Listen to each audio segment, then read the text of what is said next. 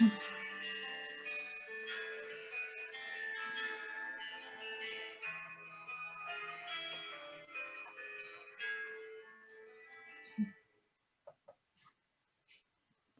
evening and welcome to the Talk Right podcast. I'm your host, Wayne Stennett, and tonight we've got what I think is a pretty cool show. Some friends of mine have come to join us, and of course my co-host, Nick Sullivan, narrator extraordinaire, actor, screenwriter, or not screenwriter, screen actor. Anyway, Nick, why don't you introduce our guests? Well, tonight we have some representatives of Aurora Publicity. We've got Ashley Labaki, Cameron Yeager, and Samantha Williams.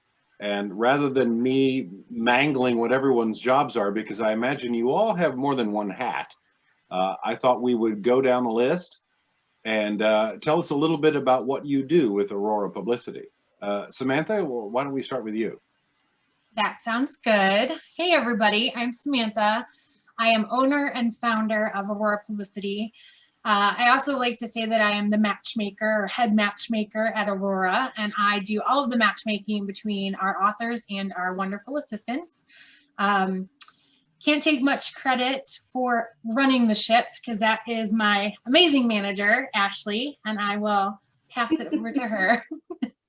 Hi, I'm Ashley Labaki. I'm the administrative manager for Aurora, and then I'm also the publishing director. So I help with all, of course, the hiring and making sure that our assistants have everything that they need, and then making sure that they have the resources they need and setting us up for publishing and keywords and all those fun things. And then Cam. I'm Cameron Yeager. I'm one of the author assistants at Aurora Publicity. I'm also the editor at the current moment for Aurora Publicity. I work with authors to help them find reviewers. I help with all sorts of various and sundry marketing things that they might need, or if there's an author that needs a blurb rewritten, I'll help edit that. And I wear a couple different hats within the company, and I've been enjoying every minute of it. Good. Nice to hear that. It's a great team to work with. I can't complain too much. Don't tell them we twist your arm. Don't mention it. Right? Oh no, it hurts so much. It hurts. Ow, stop. We really try to make sure it's a good family atmosphere, and we're pretty close-knit team. So Yeah. we do a pretty good job with it, I think. I know that I've been really impressed. I hired Aurora. I guess we're coming up on a 1-year anniversary here pretty soon. Yeah. And initially just to help us go wide. Mm-hmm. And once we got that big, huge hurdle cleared, I mean, that took a long time, 25 books in 5 different platforms. Yeah, it was a bit of a project, Wayne. It was quite an undertaking, but y'all handled it so smoothly. And so, and then we moved on from there and started talking about other things that y'all could do for me. And I have really freed up a lot of my time because of it. Good. Good. Not just freed up time, but the time that I used to very, very inefficiently spend doing mundane tasks are now done by y'all at about twice the speed of light. So it's been a lot of fun. Yeah. Well, a big piece of that has been your advertising. So I know we're going to talk about that a little bit later, but that was a big chunk that we are enjoying. Mm-hmm. Well, one of the things when people see the word publicity, they see Aurora Publicity, and the brain goes, oh, well, they do advertising and maybe social media. But you do so much more than that. And basically, you do many of the things that a lot of self-published authors have found themselves having to do. And as we always say on the show, the more books you can write, the better you're going to do for yourself, the way things work in our society. Yeah. So you allow writers to spend their time writing. Outside of publicity, well, including publicity, what are the many things that Aurora Publicity does for the author? Yeah, so I think that we have to rewind a little bit. I come from a corporate marketing background. My degree is PR and advertising, and I sort of fell into publishing 7 years ago and loved it. And I had a wonderful author who writes Regency, who was a debut author, and I connected with her through a small press that unfortunately closed their doors a couple years after, and left her sort of stranded mid-series. So we said, well, you've, self-published, or you've been published traditionally for books, I think it was 1, 2, and 3, and you've got 2 more in the series. What do we do now? Let's learn how to self-publish. So Aurora was sort of born under that. Motivation was helping her and figuring out how to self-publish and learning all of the different facets and things that go into self-publishing. But then we grew into so much more, and we'll talk a little bit about how we're structured later and why we needed, or felt like we needed, to break into more specialized areas and offer more of a full service package. But I mean, it was necessary. And now we don't just work with self-published authors. We have many traditional authors who are really just looking for, I think, the strategy and the big picture and, putting it all together, because traditional publishers aren't able to offer a ton of marketing and guidance. And so they're still having to do a lot of the pieces that self-published authors have to do. And I guess that's where we come in. So I sort of couldn't do everything, although I wish I could. How cool would that be to have 2 of me or 3 of me? I think about it often, but for now it's just me. And I knew that in order to really help an author take their career to the next level, that there were just specializations that change like every day, like advertising, and keywords and categories is one that Ashley will touch on shortly, but it changes all the time. And if you're not competitive and you're not constantly aware and keeping your finger on the pulse of this industry, you're decades behind a week later. So we wanted to be full service and come at it with whatever an author needs and what their goal is and what their strategy is, no matter if they're self-published, traditionally published, or we have a ton of hybrid clients. We want to be able to offer those services. So that's why there's really no packages that we offer. It's just hourly, and authors just buy a block of time every month, and then it's divided into their priorities for reaching whatever goals they set with their team. So like Wayne said, he came on with one mission, and that was to take his books wide, and that was all Ashley and her team, and really putting that into effect and doing a wonderful job there. And now he's like, okay, we've gotten through that. Let's look at advertising, which is another team within our department or within our company. And so that team is in charge of his advertising. And then Cam obviously is his assistant and works with him on other things in marketing and administrative tasks. So yes, we do a lot more than publicity. To us, we kind of have a motto, and it's really 3 things that I think every author needs to remember, no matter if you've put out 1 book or 20 books or 100 books. You always have to go back to growth, engagement, and then sell. And if you're focused on selling and putting out the next release, but you've never gone back to continue growing new readers and engaging new readers, at some point you're going to hit a wall. And so really our team is meant to remind you to step back, look at your foundation, improve, and then, continue forward in some kind of pattern. So we do offer a lot, but not every author has to use everything that we offer. So I think that's a lot of people really like that. That's one of the things that really impressed me right off the bat. Mel Jolly recommended y'all and several other virtual assistants. And Mel is she's great.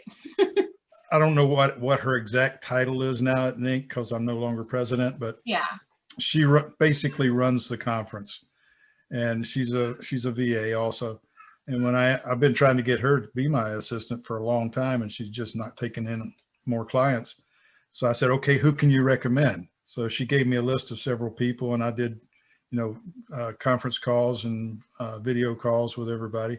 And what impressed me most of all was that you're not an author, and Ashley's not an author. Cameron, well, you're one of the exceptions on the team.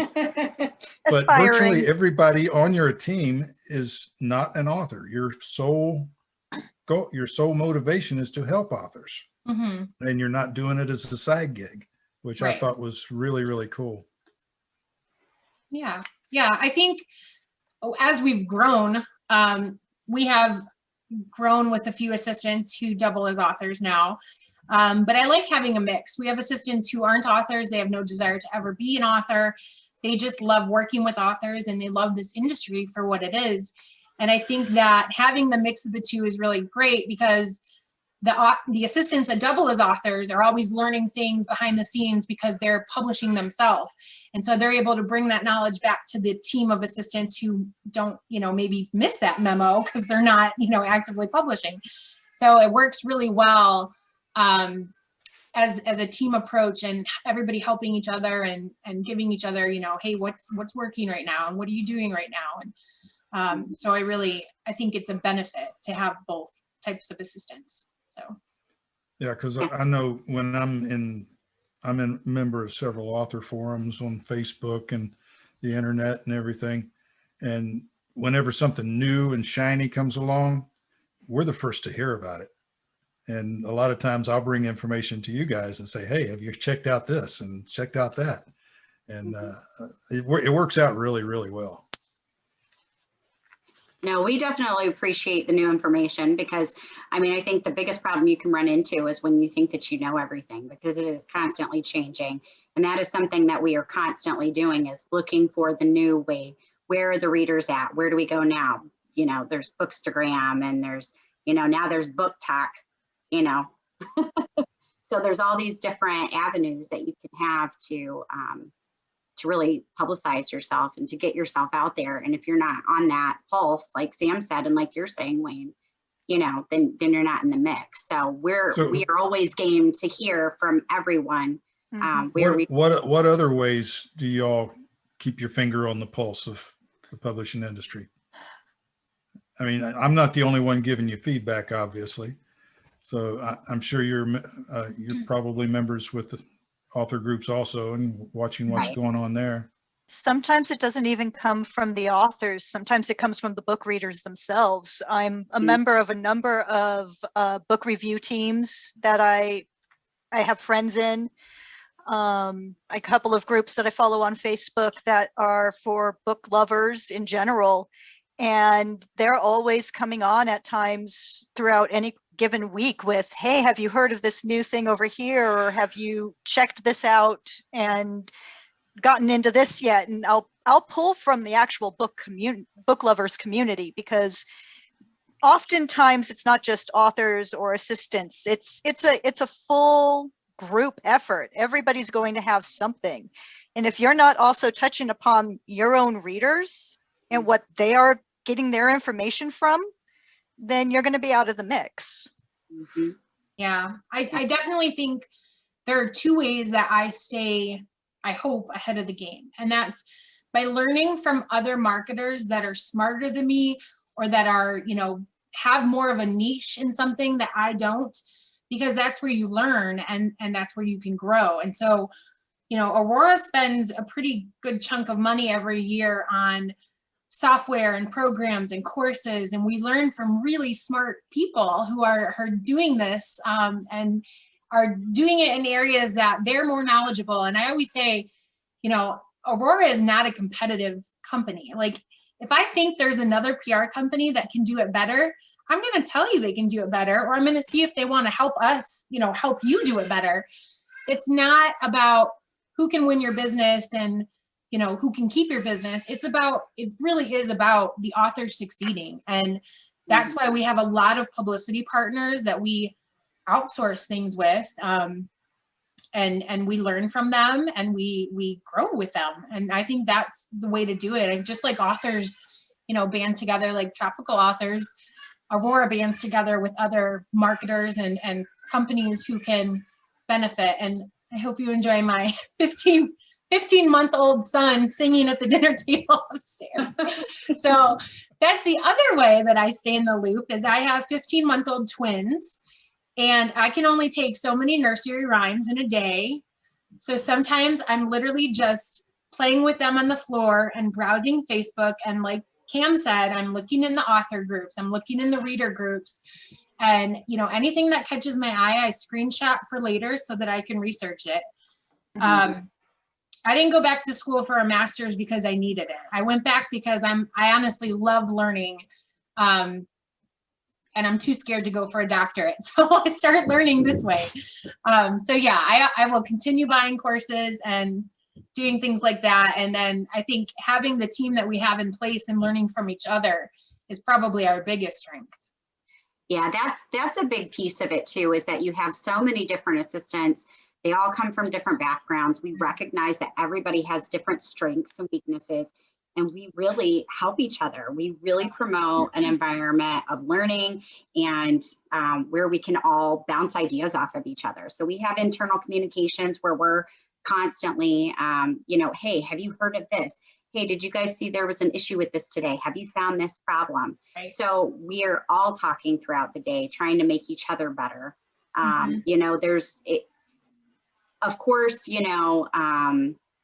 want the company to do well, but we want each other to do well too. And I think you'll find with a lot of assistants that do this on the side that aren't with a company, they have trouble finding those resources. So it's nice to have a place where we have multiple assistants that can share those ideas, and they're not worried about being blasted because maybe they're not as knowledgeable in that area, or someone not helping them because they don't want them to swipe one of their clients, right? Yeah, it's competitive. Yeah, and honestly, a lot of the assistants that we've gained over the years were doing it themselves full time as a single assistant, and they loved the idea of working with a team who was going to not only be a rock for them, but also that they could help back and give back. So the team approach definitely has a lot of strengths, and that pulls in assistants and authors because of it.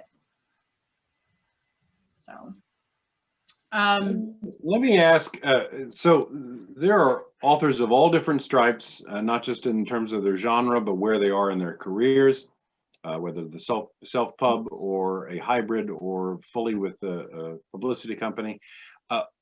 How would you say, when does somebody need an assistant? Because I would imagine there are some folks who maybe need to do a little more work before they come to you and put out the outlay. But what would you say would be something when someone has a moment of self-realization, oh my, I need help with this. I'm in over my head, I'm drowning. Yeah, I mean, I'll let Cam answer it, just because she is an assistant. So she knows when somebody would need her.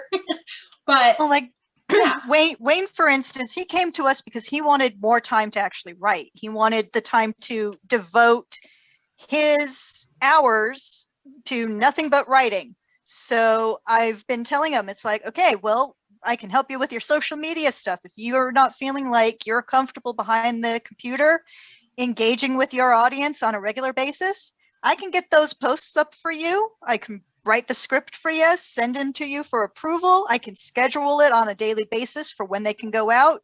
If something's not working, I can come back, look at you and say, oh, right, this particular topic doesn't seem to be jiving with your audience. Well, let's fix it. You want updates with your website, and Wayne can attest, I did a lot of updating of his website in the last few months that I was working with him. I'll update the website. I can update your blog on a regular basis.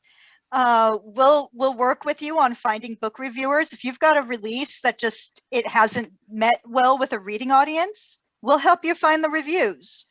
Or if you're looking to just get your name out there, you want to be seen, we'll help you with the ads. We'll help you with a release day launch, or if you need to put your book on sale. Honestly, there's a lot of things we can do for you when you need it. It's just, what is it you're looking for? What is your goal? If your goal is to do nothing but write, you may want to consider an assistant. If your goal is, I want to get X number of books sold, well, you may need an assistant for that. So there's a lot that can go into it. It's what is it you want, and what is it you want to achieve in the end. Yeah, and honestly, I mean, I have a free consult that I do, and I've turned authors away because I didn't think they were ready for an assistant. And, you know, it's really about that, what your goals are and what your needs are. If you're a mid-list author, it could go either way. You know, you probably want more time to write, to build this into a career, but you might not be able to afford an assistant at that point. So you need to really think about what can you handle versus what you can outsource. What do you know? What do you enjoy doing? What's kind of a nightmare for you or time consuming? And so there are questions that we can talk about on the consult and figure out if you're ready. If you're a debut author, we work with many debut authors, but it's not, I guess it's a little atypical. So we work with debut authors because we want to help them with their branding and, you know, setting the foundation so that you don't have to come back and revisit that after you have 8 books out because you forgot or you didn't know how to build a great foundation. So we work with them, but then, you know, we might stop for a while and let them produce and get some books out so that we can do more with them. And that they actually see an investment of their money, you know, in a positive return on investment. The bigger authors who have a ton of books out, who are making money, you know, selling books and that's their career, they want the time. They don't care about the budget necessarily. They want the time to write, and they don't want to be burdened with all of the, you know, marketing and administrative things. So you have to ask yourself a few things. Number 1, can you afford an assistant? Number 2, are you overwhelmed with marketing and administrative tasks? Or, you know, number 3, do you know how to lay a strong foundation, or can you learn it? Because you can learn everything. If you go out there and you put forth the initiative, you can find the resources to help you until you really do need an assistant. But that's time consuming, and you could stumble a bit and back up and go forward. So there are different things, you know, why we might be a good idea for you at different times in your career. But that's really what a conversation with me, you know, is intended to find out, because I'm not a type of person to just take your money. If I don't think I can help you, or I don't think you're ready, then I'll tell you. And that was a consult I had last week. She had 1 book coming out and she said, I just want to pay X amount and have a great release. And I said, we're not the right company for you. We are all about relationships and about growing that relationship over, you know, hopefully many years.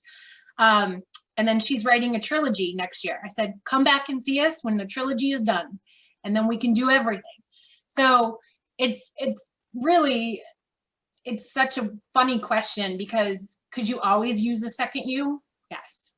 but is it always a smart idea to use a second you? No. So yeah, it's one of those where you really need to think about your goals, and where you are in your career and where you want to be, you know, eventually, or at the end of a year or 3 months or 6 months. So it's a conversation, if nothing else. Well, I think that doing it the way y'all are doing it with a flat, with an hourly rate versus a flat fee. I mean, it's a lot of author assistants, you know, okay, $200 a month, and I'll be your author assistant, and I'll do this and that and this and that. And some months, this and that doesn't need to be done. Mm-hmm. And so doing it hourly the way y'all do, to me, it's just the best of everything. Because I mean, we burned through a lot of hours getting all those books wide, but since then, the hours have dropped down to just a trickle. Mm-hmm. And I think that's really, and of course, there's a lot of authors out there that absolutely don't even, you know, they finished their book and they don't know what to do next. Mm-hmm. And a lot of authors who've written and published, you know, a dozen books, but have no idea about marketing or advertising or all these other little things that go into it to be really successful. Mm-hmm. And those are usually the authors where we do have to go back to the home base of it all and say, what kind of foundation did you put down, and what does your platform look like? And, you know, how are you engaging that platform? If you're not seeing sales after 6, 7, 8 books, then we have to go backwards and, you know, fix it and then go forward to get you selling. So, yeah, I think it's just completely universal in the ways that we can help, and it just depends, and it varies so much, so greatly, author to author. Well, that begs the question, who's your ideal client? So we have a blog post about this because it's really important that we are a good fit for our authors, just like our authors are for us. And it, like I had mentioned, it is a relationship. We've had authors with us that have been with us for 7 years, and we adore them. They've become like a part of our family. And our assistants have met up with them and, enjoyed a drink with them. And it's really a labor of love at that point. So there are definitely ideal clients. Do we work with all types? Yes, we absolutely do. I want to make the joke where you don't always like all your family, but that's not exactly true. We do work with many types in all genres. Assistants definitely have their favorites, and that's why I always say that I'm a matchmaker. So after the consult that I always have with an author, if they decide to come on, then in turn, I look at our assistants and I say, who's going to be the best fit for them and them for, the assistant. Because some assistants really thrive in certain genres and they really thrive with certain types. So I will tell you, there's a lot that can go into an ideal client. And we do have a blog post on it on our consult form, and, authors are welcome to read the entire thing. But I will tell you the ways, just a few that will definitely ensure that you fail in having an assistant, and nobody wants that. So the number one thing is, can you let go? We understand that books that is your baby. You have put your heart and soul and blood and tears into that work. And you love that cover that you designed yourself and all these things. And we totally understand. It is an art. It is important to you. But if you cannot let go and take criticism or be open-minded to the ways that we can help you improve, it's never going to work. And we have a lot of type A assistants and a lot of type A authors. I'm a type A type person. In fact, it took me getting pregnant with twins to hire a manager. Like, I was really type A. I was never letting go of anything with Aurora. But I have since then learned that it's smarter and better to have help. So you have to let go. If you're not comfortable having somebody work closely with you, then it's never going to work out. And I would tell you, then you don't need an assistant. I'm laughing because I'm the world's biggest control freak. That's okay, though. Letting somebody else do something that I know I can do is It's really, hard. really hard to do. But you But do it at frees the up same time. and you do at the same time, though, you do give us a lot of stuff to do for you. It's just there's some things that you would prefer to have control of, and that is completely okay. I've enjoyed doing the work on your website, and I know your web designer probably greatly appreciates it too. So even if it's a small thing, we're here to help you. We can do it. Yeah. And I always say, it's okay if you come to us and you're like clutching it for dear life, but over time, and like you said, it's coming up on a year, over time, you have to open that grasp and just free it. And then everything's good. And that's okay. And that's why I said we enjoy the relationship. If it takes a year for you to feel comfortable, to have your team do more for you, then that's okay. We're willing to build that trust and, work on that commitment. But if you can't do any of that, and some authors really, they're just not ready, then it's never going to be a good fit. And the other big thing that I have to say is communication. We do everything in Trello. It's an online collaboration system. It works wonderfully for teams. It's super visual and easy to learn. I think many authors think it. I've had a few authors who've hated it. I mean, that's okay. But you have to communicate, whether it's positive or negative, you have to communicate with your team. And if you can't, and you don't know how, and you're worried about hurt feelings, then it's never going to work out. And not everybody, I mean, it takes time, right? When you're working with an assistant, you are trusting them to do things on your behalf and to become a representative of you. So if you're not happy with something, there's a learning curve. They have to learn you. They have to learn your voice and your style and what, makes you happy and what you enjoy putting out into the universe.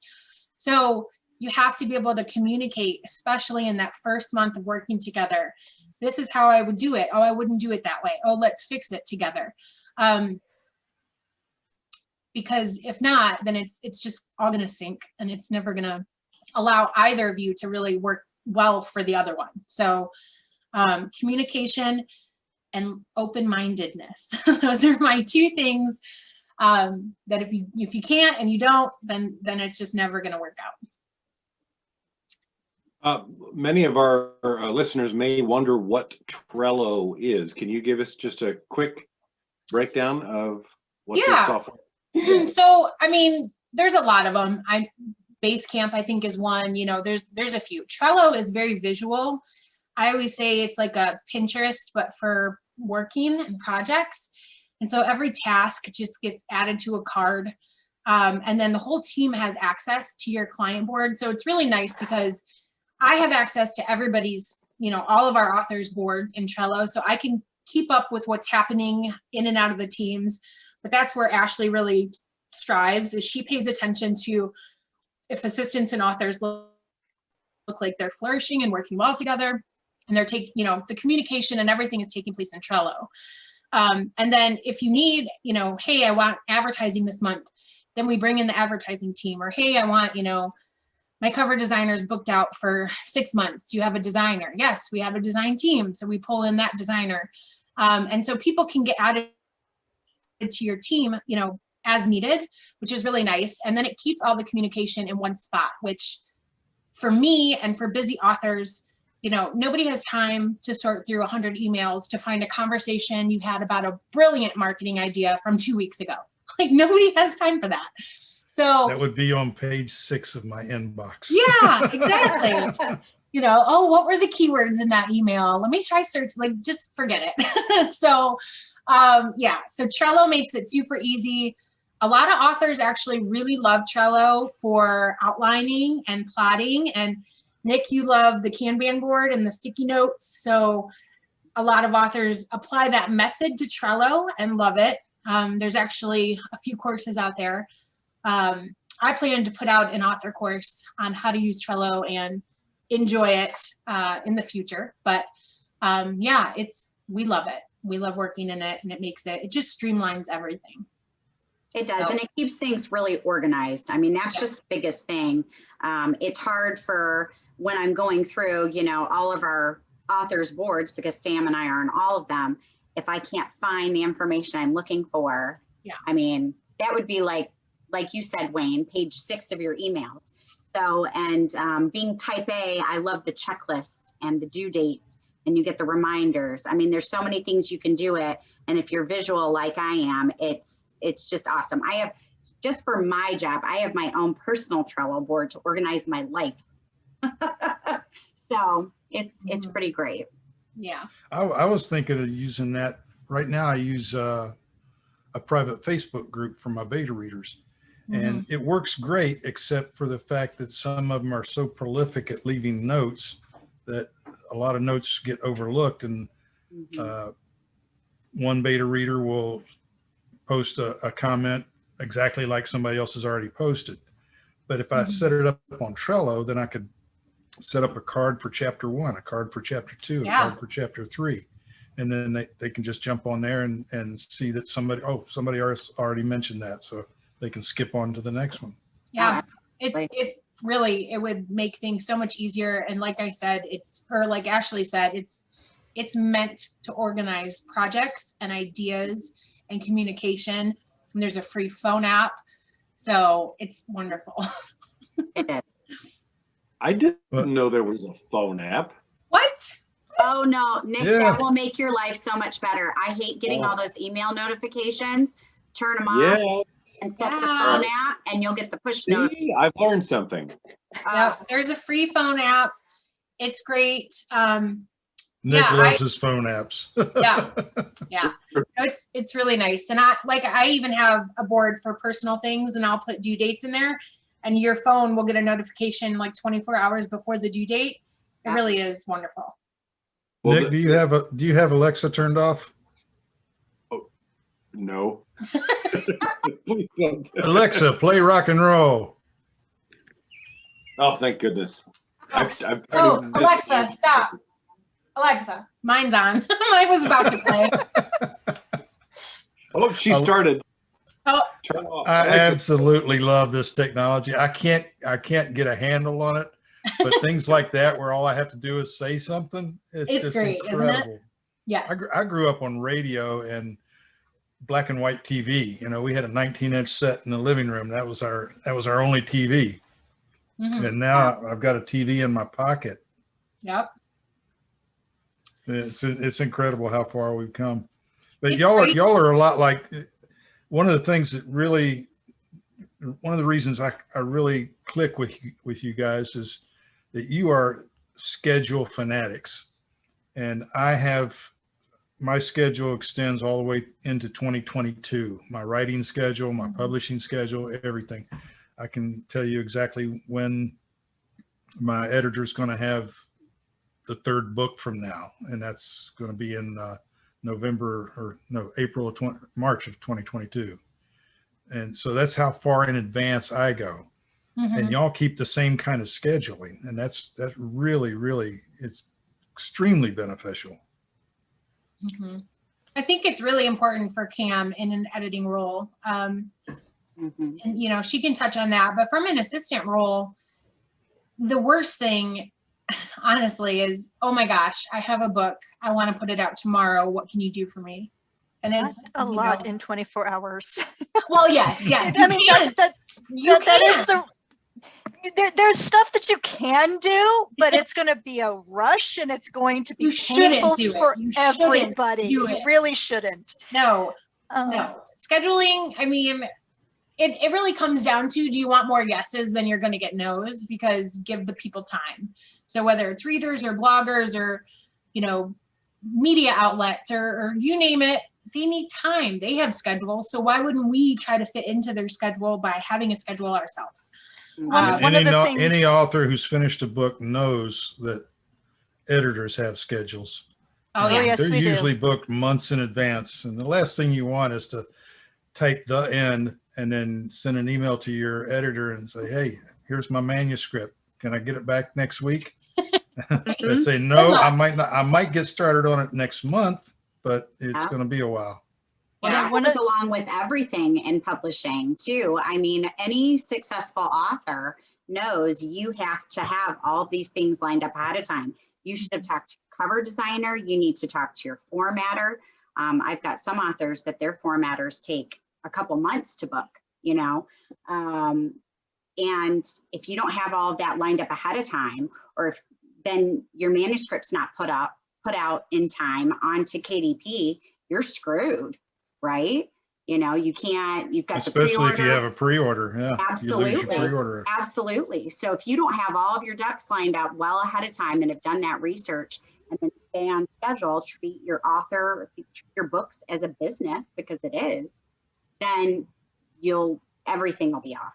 Yeah. I like to tell new authors who are just really kind of getting started in the whole process. It's like, okay, when do you want to release? Let's look at what you're thinking you want to release at. Yeah. Okay, now let's look at the steps that you have to then take. Is it realistic? Can we meet this date? Okay, if we can't, how much longer do you have to go forward to get to that publishing date? Or how less time do you need? If you've got this whole 6 months ahead of you, break it down into chunks. If you're going to need reviewers, well, most reviewers want at least a month to read the book. So you're going to have to give them a solid month of read time. So you already know you've got a month right there.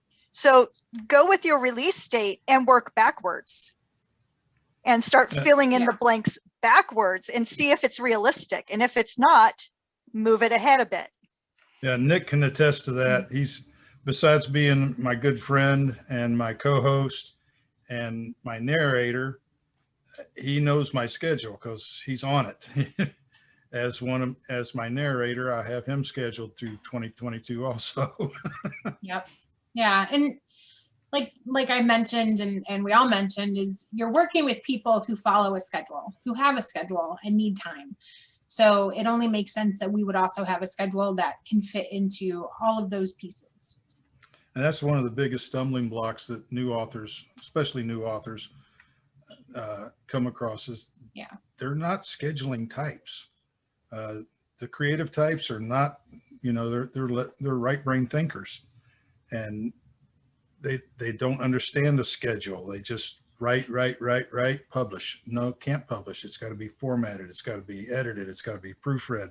It's got to be narrated. All this stuff has to come first. And the scheduling of that is just something that's, for a lot of people, is just really tough. Mm-hmm. And an author assistant can help you with that. Absolutely. We can help you. It's like, if you don't know whether you need a editor, we can look at what you've got and we can say, you need to take it to an editor before you can even begin the publicity stuff. Yeah. So let's factor in some time to get the book edited. So one thing I've been meaning to ask you, and so far I only have contact with, the three of you plus Mel and Brian. So that's 5. How many people are on the team altogether? We've got just under 20, but we're probably about to cross that threshold now.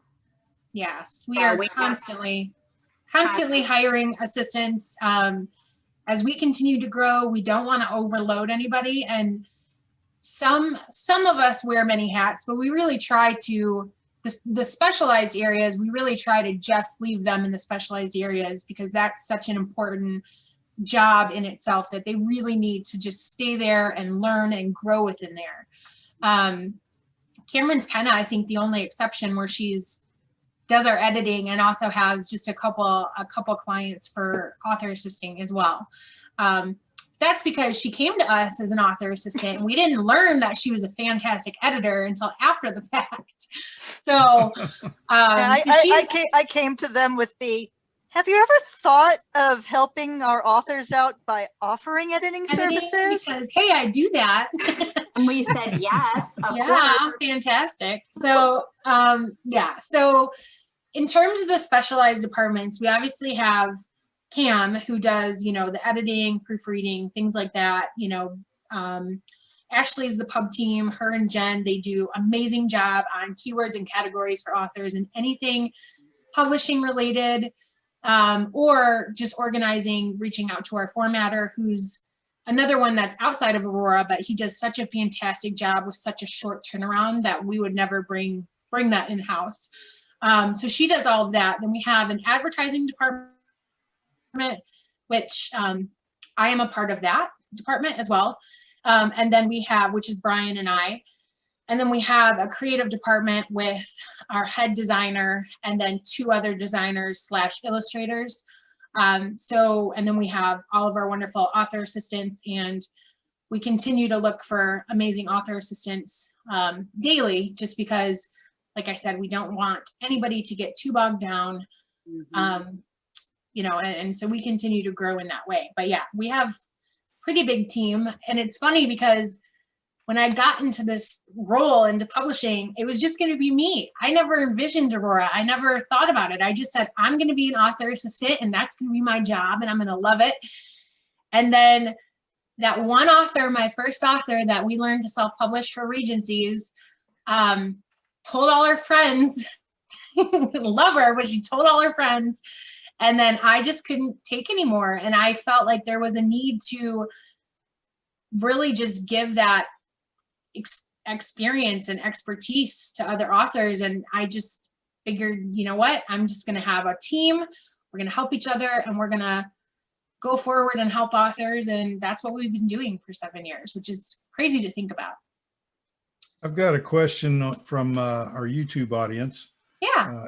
Eric Stone, good friend of mine, and he's actually the singer-songwriter who recorded Rusty Anchor Bar and Grill, which was the intro music. Oh, wonderful. Oh, that's cool. He has now branched into novel writing, and his second book is coming out soon. Mhm. And he asked, do y'all help with launch of new books? Yes. I mean, we'll all say yes, but again, that goes back to would you necessarily be ready for the team? I guess my question to him would be, well, how quickly is book number 3 coming out? How quickly is book number 4 coming out? If he's one of the writers that puts out a book a year and we're going to have this long stretch of time before the next release, then I'd say we can help you. You know, I would save your money. We can help do a launch. That's where you just work with an assistant and maybe some of the advertising options. But let's look at your platform, because you're kind of in that stage where you really want to make sure that your platform is sturdy, so that you can build it up, you know, in between every launch. But we release, I mean, it feels like we have a new release every day. Honestly, one of our assistants has a new release probably weekly. So is it a part of what we do? Yes, absolutely. But it's not all that we are. Well, there you go, Eric. Send Samantha an email and she'll schedule We'll talk about it. a video chat, and y'all can talk about it. But his first book has done phenomenally well. He's of course he's got a big audience. He's Yeah, that's good. One of America's biggest trop rock stars. I think 12 or 13, 18 albums, CDs, whatever. Wow. And so since he wrote his first book, everybody wanted to buy it, and it's doing really, really well. Yeah, then he's probably in a different position than somebody who's not known yet. And so, yes, there would be a different launch plan and a different strategy that actually probably would heavily include ads. Because typically, if you have 2 books out and you're not that well known, I wouldn't say really waste your money on advertising. Facebook, maybe, to just, you know, get out there to your existing readers and your fan base. But Amazon would be really hard to move if your first book is maybe down in the Amazon abyss a little bit, and then you're trying to get out of there for book 2. Well, actually, since you brought up the ads, I know that you do AMS ads and Facebook ads. What can you tell us about BookBub ads, and do you bother with them? So we do BookBub ads, but I don't really push them because I don't know that they're as effective in a long-term strategy. Do I think they're useful if you have a new release or you have a discounted book? Yes, because a lot of their readers are freebie seekers, discounted, readers who are looking for the sale. If you're super well known and people just one-click your book, then you might get away with having an ad for a new release that's $4.99 or something like that. But most people are gonna buy up all the cheaper books and totally ignore your ad. I think there are uses for it. Have you built up your BookBub followers? It's another way to reach your fan base and retarget. But I think that, and BookBub has done some things recently and continues to do things recently where they are changing some things. So I can't necessarily speak to any of those changes yet on how effective they are. But I definitely think that every advertising platform has a purpose, and it's different than all, the other ones. So Amazon has a purpose and should have a strategy that's completely different from Facebook ads, that's completely different from BookBub ads. And they can all, be used together, but at different times and in different ways, if that makes sense. Here's a question for you, Nick, from Naughtigrin, spelled Nautigrin. Wants to know if you're going to do any more of Michael Reisig's books. He or she, I don't know which, was seriously laughing and crying listening to the first one. He has such crazy characters. Yeah, he and I have talked about it. It's possible.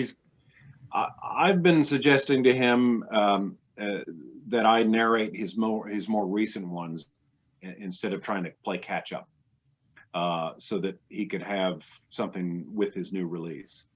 But I don't want to take Aurora's time with that. The answer is maybe. We're working on it. Should always think about what readers want, right? Exactly. Any other questions popping out? Goodreads. Do you do anything with that? It seems to me when I started out, there was a lot of talk about it, and I don't remember the last time I've actually logged in. So I've actually If we're talking about giveaways and stuff, I'll occasionally recommend that authors, new authors especially, get in and offer their books through the Goodreads giveaways. It's a chance to also, because it's a chance for people to also get additional reviews. And for a new author, that's a great venue for that.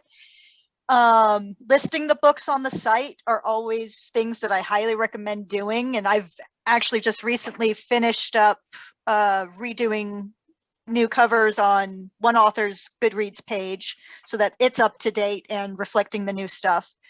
So a lot of talk still happens on the platform. It hasn't gone away.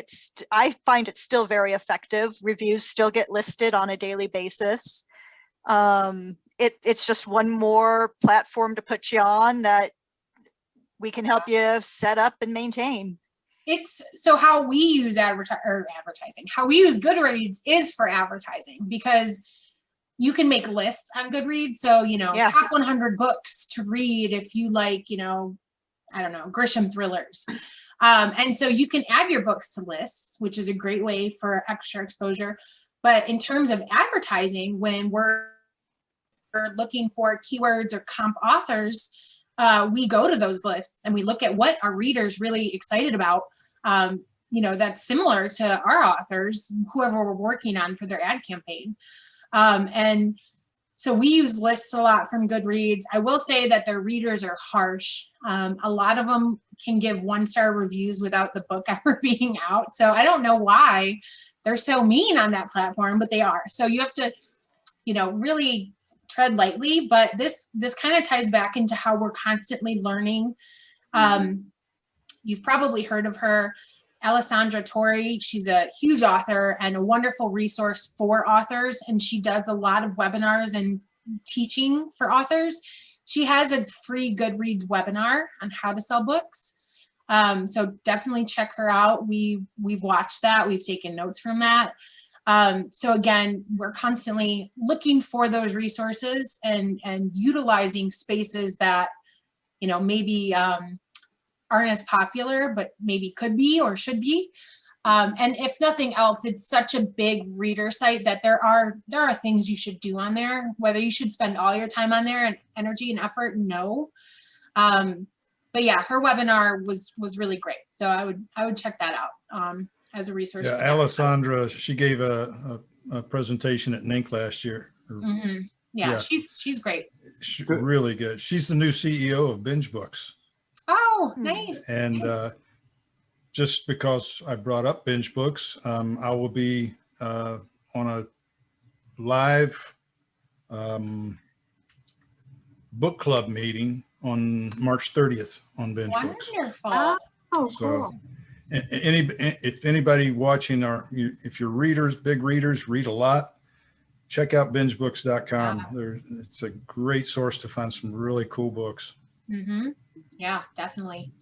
The other thing about Goodreads, and I'll let Ashley talk about this because I mentioned the comp authors, and for newer authors, that's all that means is really finding similar authors that you can advertise to their readers. And and why that's important to do your comp research is not only for advertising, but to learn from them, see what they're doing well on social media.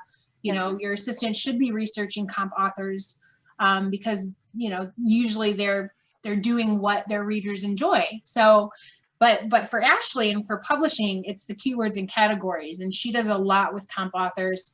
And I think that's a really important piece that gets overlooked. So I'd like her just to spend a few minutes, talking about comp authors and why keywords and categories are so important when you're publishing. Yeah, they really are. When you're targeting for ads, you're targeting for readers. When you're publishing, you're obviously looking for the categories that you're in.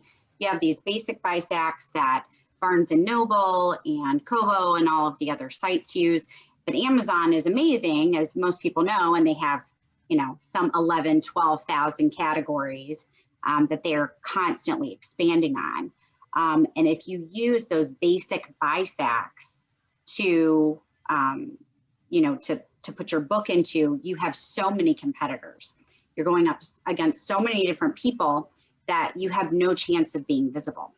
So part of what we do is finding those really specific categories by lots of different things. We take your blurb and description. We want to find out the different plot lines that you have going on through your book, maybe even just some of the smaller subplots, different character traits. Where's the book taking place? I mean, Jen and I ask a million questions, and anybody that's had us do the keywords and cats, we go through so many things and they're like, why are you asking this? And it's because we can really hone in on some of these keywords and cats that maybe it only takes 10 books to hit #1 to get that bestseller flag. And you know, once you get that flag, it automatically makes readers excited to maybe try out your book, right? And what doing that does is you get indexed more and more. So you get, and I'll tell some of the authors this because I'm really surprised how many authors don't realize you can have 10 paperbacks and 10 ebook categories that you can use on Amazon. Even though when you go publish, they only allow you to pick those 2 basic BISACs in the very beginning, you can either call them or email them. Although I like to call them because you make sure Ashley's a call. She's a phone girl. I am a phone girl, okay? I can't help it. And I do usually talk, even though I've been pretty quiet today. I was told today that I needed to, you know. We only have an hour. We don't have 5 hours. It's the truth. It's the truth. But you call because you want to make sure that they put you in the right categories. You know, you have someone sitting there that's looking at the categories that you gave them. And if they are having trouble finding it, they can sometimes just put you in whatever they think it is. Well, you know, it may not be anything that's related to you. But it's important, like Sam said, and I'll kind of backtrack a little bit, to look at what are the top 100 books in that category that you picked for yourself. Well, if you're a paranormal thriller author, and this is a book about werewolves and, you know, versus vampires, and so you decide you're going to categorize yourself in paranormal thriller. Well, you go to the top 100 books, you may find out that it's werewolf erotica. And if your book's not erotica, then your readers aren't there and you aren't going to get picked up. So we have to explain that to authors sometimes when we're making our recommendations. You really didn't fit. We want to find a place where you fit, where there's a lot of money being generated a month. We pull a ton of data for this. And there's less competitors. It's a balance, right? And then with keywords, I mean, it's not really keywords, it's more keyword phrases. You know, there's a lot of talk about whether you want to fill up all those 50 characters within those 7 keyword, you know, within that box, or whether it's better to just do 1 word or phrase.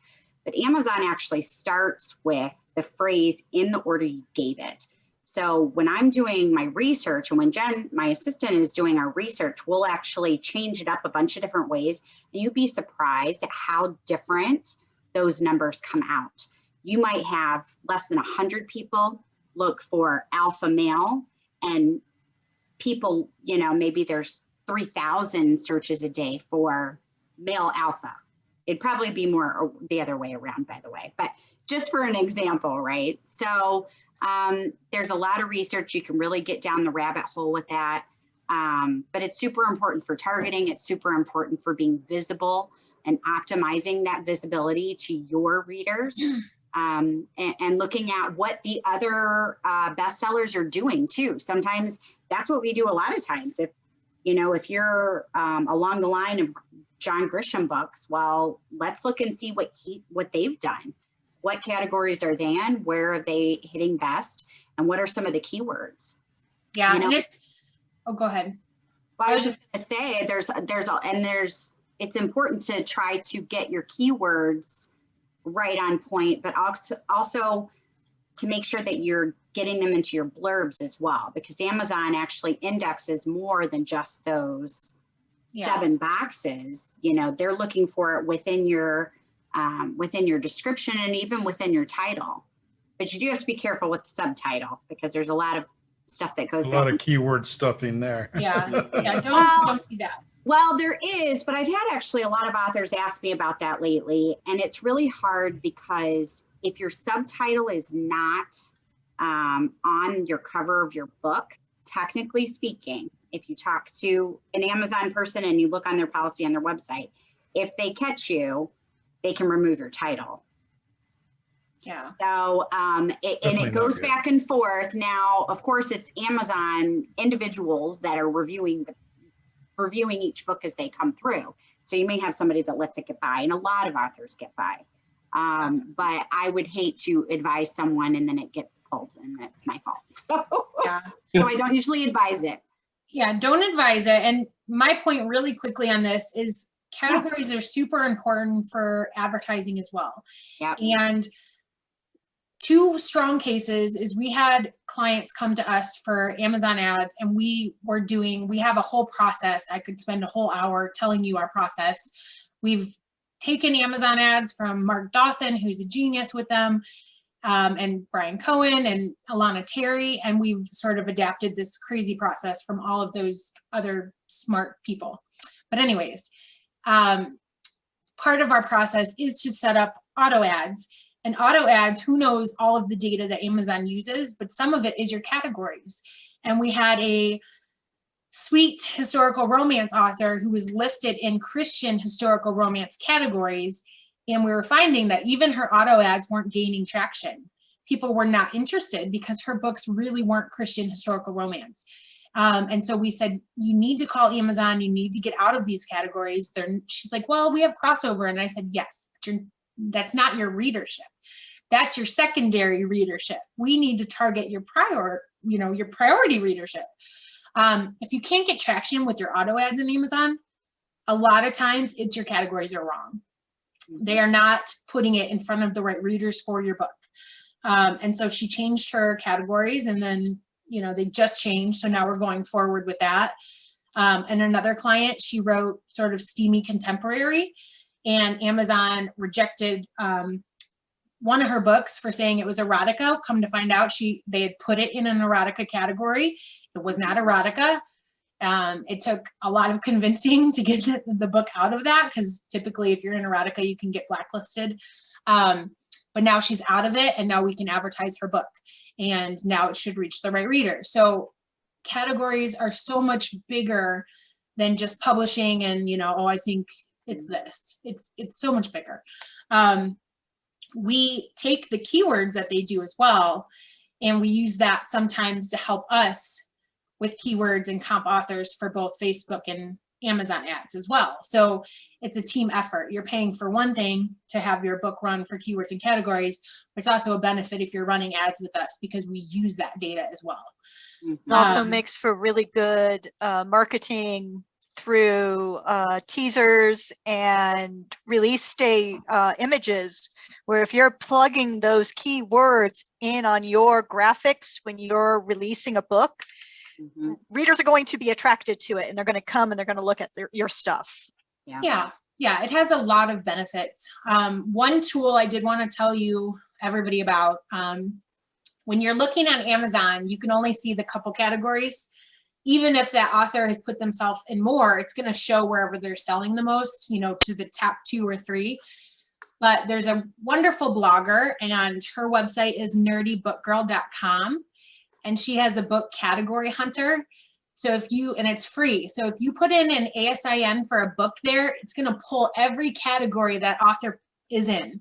So it's really great if you're doing your own category research, because maybe you just want to and you're interested in learning, then go there, pull it, and you'll find every category that they listed, which can help you, learn more for your books. Write that down, Jordan.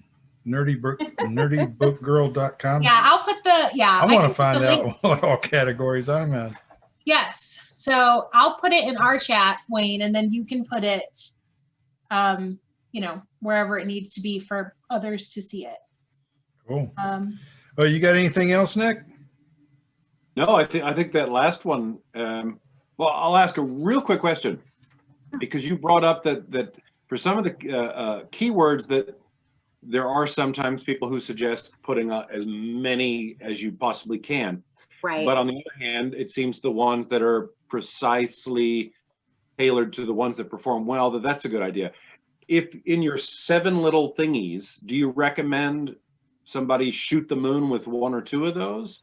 Or should you try for nice, precise ones on all of them? So I do I do usually recommend probably at least 5 of them with those specific phrases, because Amazon's actually going to change them all around in multiple different ways. And actually, if you start doing well, they'll even keep going and index you more and more and more. So really you end up with way more than 7 categories or keywords.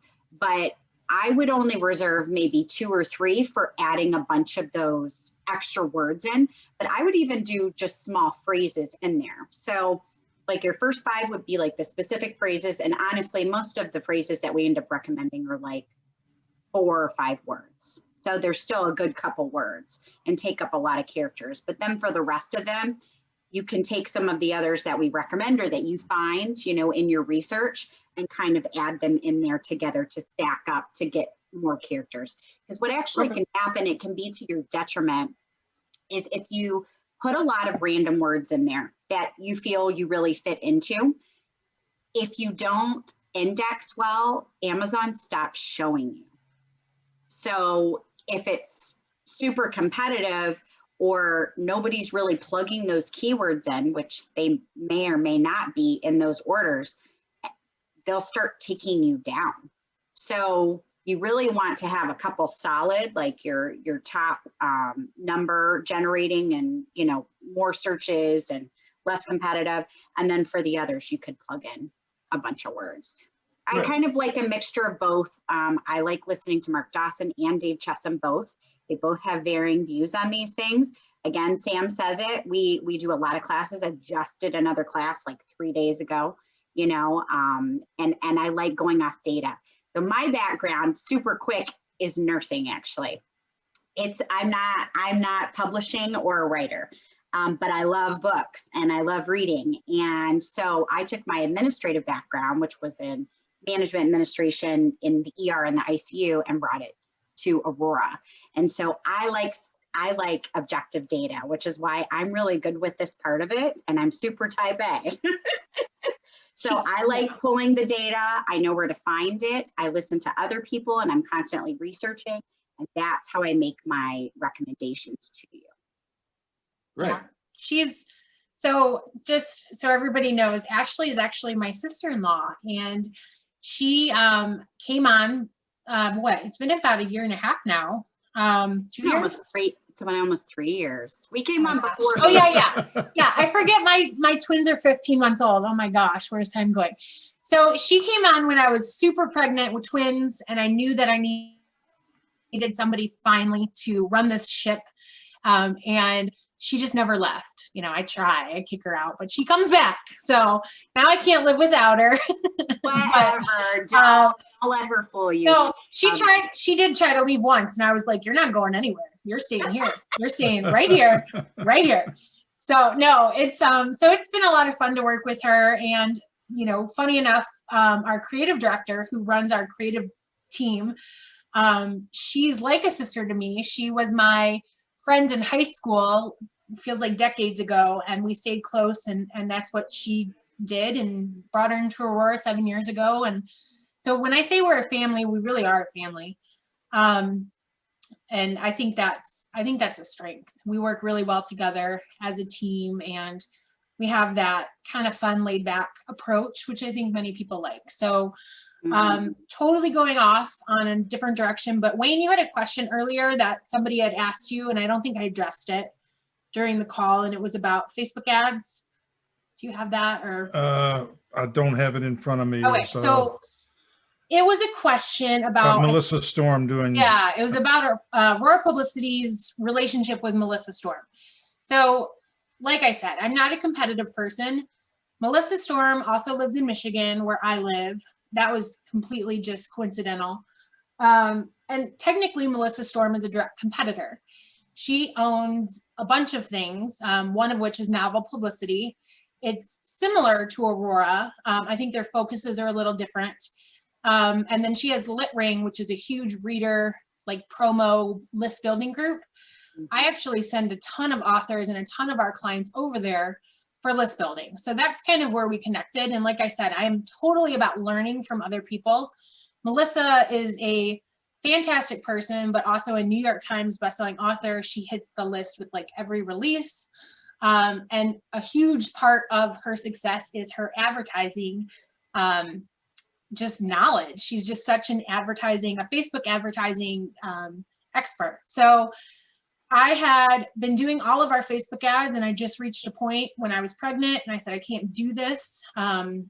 So I reached out to her and said, would you be open to running Aurora's authors Facebook ads? And she did for about 1.5 years. And then I'm no longer pregnant, thank gosh. And I took the ship back over, I think it was last September. But I made it no secret. She's running them. She's great. I thought that was a huge asset because she was running them cheaper for Aurora as like a special package through Aurora. So we were so lucky to have her and to have all of that knowledge. And I've taken her course and I learned from the best. And so I do all my Facebook ads, I guess with her teaching in mind. And so even still, I hire her for consulting, which comes out of Aurora's pocket and not the author's pocket. And if I have any campaigns that I'm just stuck on or I just need a little guidance, I always pull her in. And she's still a great teacher because, like I said, she's running so many ads for herself, and she stays on top of it. So if I have any problems or any issues, I just say, hey, Melissa, let's hop on a call. Help me fix this.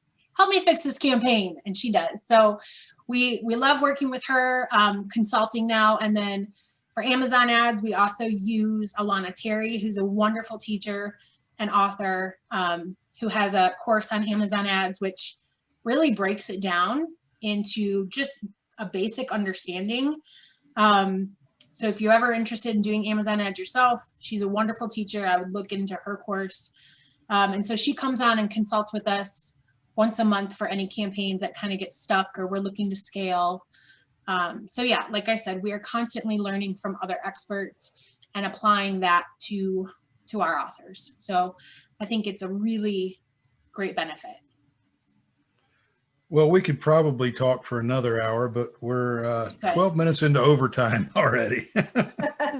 So unless Nick has anything else, we're going to... No, I'm good. All right. Well, I really appreciate the three of y'all coming on. It's been a real eye-opening experience for me as well as for our viewers, I'm sure. Yeah. And it's been a lot of fun. Okay. And I'd like to thank our sponsors, tropicalauthors.com, run by Nick Sullivan. And if you're looking for a good beach read, that's where you want to go.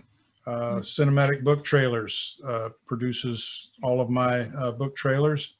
And if you in the market for a good book trailer, there's where you go. Of course, Pirate Radio. I'm part of the Pirate crew. I've been since we launched. What's it been, 3-4 years ago? I'm a stockholder in the company, and it's a great. You can stream it on your phone, in your car, pair it with your Bluetooth device and run down the road, whatever you want to do. But it's music for the cruising lifestyle. And of course, my publisher, Down Island Press. Where would I be without them? I guess that's about everything. And thank you very much for being on the show this evening. Thank you.